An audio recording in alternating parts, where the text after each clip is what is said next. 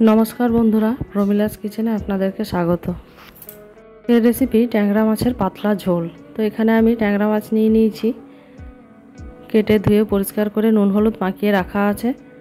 एरपर आमी माछगुलो भेजे नेब। माछगुलो खूब भालो करे उल्टे पाल्टे आमी भेजे नेब। एखाने माछगुलो भाजा हये गेछे, एबारे आमी तुले नेब। एभाबेई समस्त माछगुलोके भेजे नेब। एरपर आमी आलू और बेगुन सरू सरू करे केटे रेखेছি, एगुलो भेजे नेब।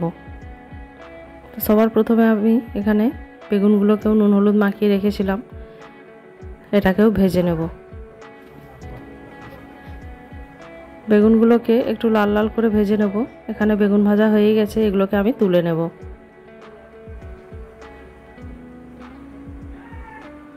एरपर आमी ओई तेलेर मধ্যেই आलू केटे रेखेছিলাম, ओगुलो भेजे नेब। आलूगुलो खूब भालो करे लाल लाल करे भाजा हये गेले आलूगुलो आमी तुले रेखे देब।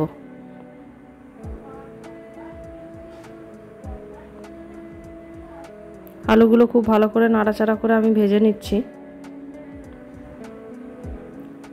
तारपरे आमी आलूगुलोके नामिয়ে रेखे दिए ओई तेलेर मধ্যেই रान्नाटा करब।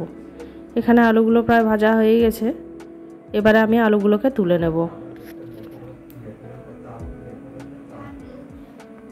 एरपरे ओई तेलेर मধ্যেই आमी कालो जिरे फोड़न दिए देब। कालो जिरे थेके एकटा गन्ध बेरिये आसले एरपरे आमी टमेटो कुचि और काँचा लंका रेखेছিলাম ओटा एर मধ্যে दिए देब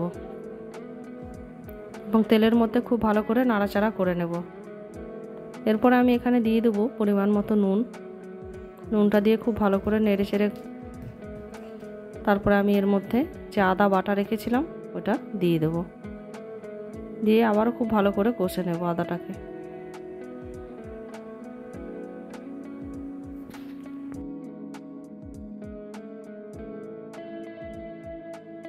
এখানে আদাটা খুব ভালো করে কষা হয়ে গেলে এর মধ্যে আমি দিয়ে দেব হলুদ গুঁড়ো, কাশ্মীরি লাল লঙ্কার গুঁড়ো, জিরে গুঁড়ো আর একটু ধনে গুঁড়ো দিয়ে আবারও খুব ভালো করে মশলাটাকে তেলের মধ্যে কষে নেব।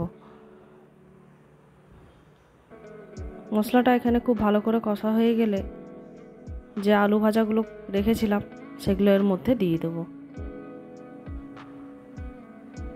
আলুগুলো দেওয়ার পরে আবারও খুব ভালো করে মশলার সাথে আলুগুলো আমি কষে নেব।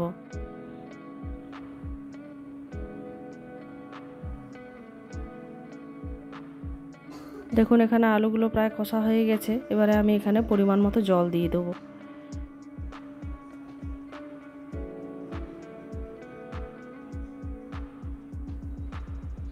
জলটা দিয়ে খুব ভালো করে নাড়াচাড়া করে আমি ঢাকনা চাপা দিয়ে রান্নাটা করব।